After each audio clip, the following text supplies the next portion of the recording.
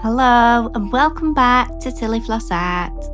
This is Drawing Myself As, a series where I turn myself into different cartoon and art styles. In today's episode, I'm drawing myself as a Monster High character. I was really excited to work in this style because Monster High has such a strong, recognisable look.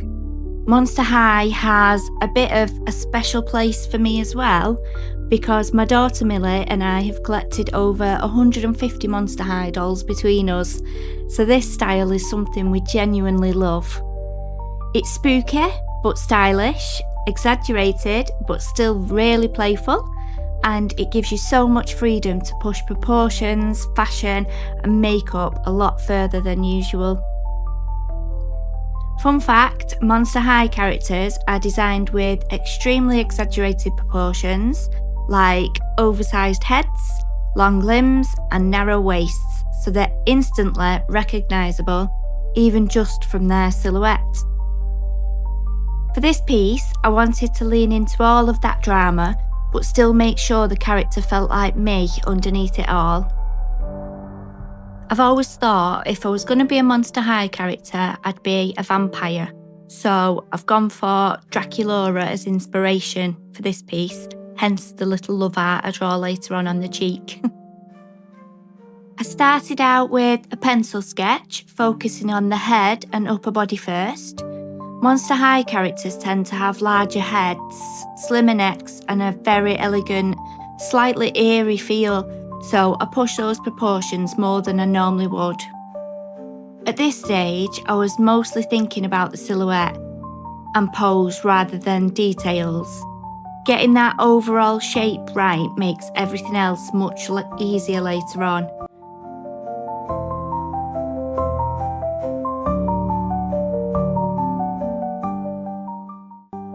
Once I was happy with the sketch and moved on to the line work, I used a Copic brush pen for the main outlines and then went in with Micron fineliners, sizes 0.8 and 0.3 for the finer details. I really love using a brush pen for this kind of style because it gives you those thicker, more dramatic lines which suit Monster High really well, especially around the hair and facial features.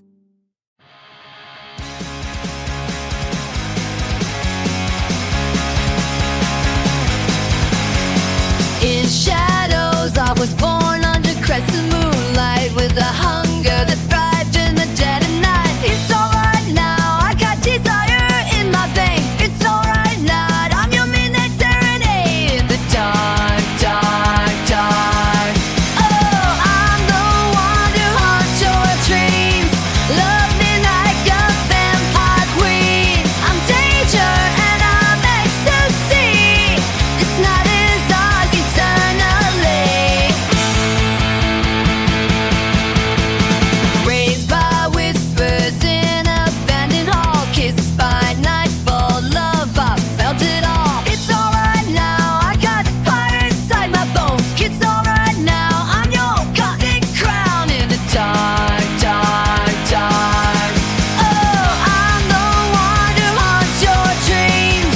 Love me like a vampire queen. I'm danger and I'm ecstasy. This night is ours eternally.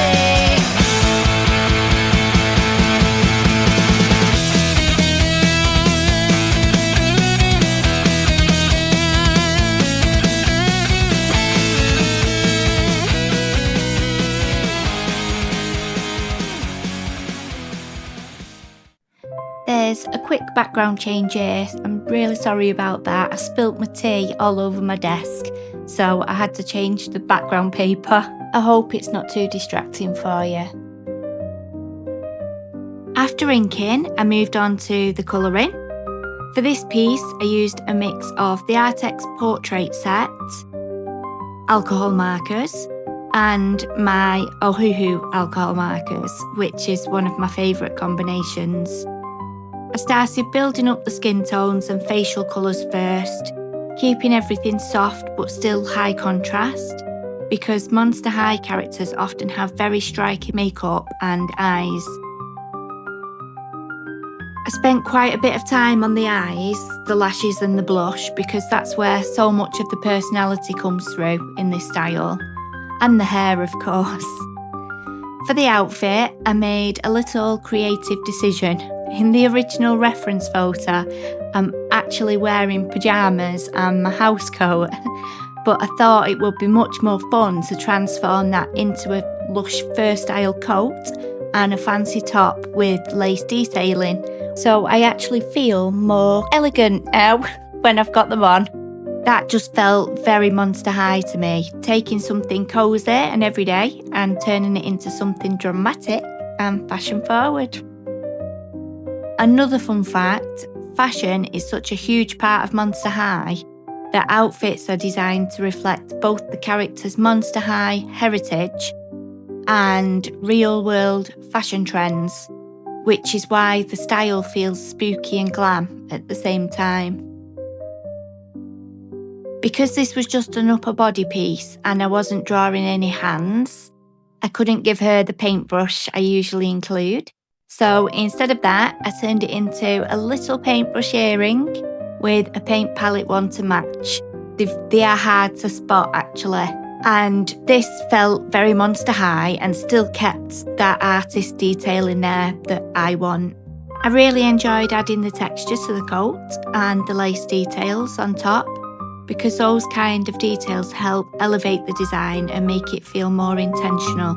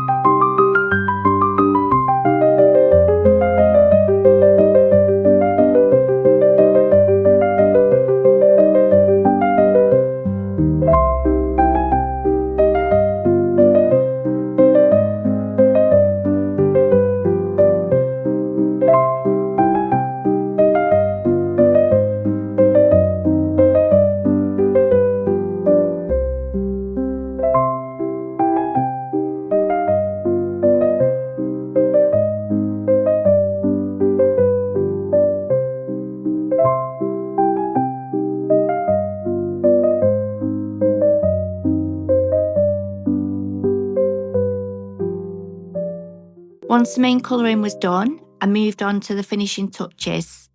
For this, I used my Derwent paint liners in purple and pink, Prismacolor colour pencils, and a Gelly Roll Moonlight gel pen to add extra depth to the background and highlights and little pops of detail here and there. Those final layers really help just bring everything together and give the piece that polished, finished look.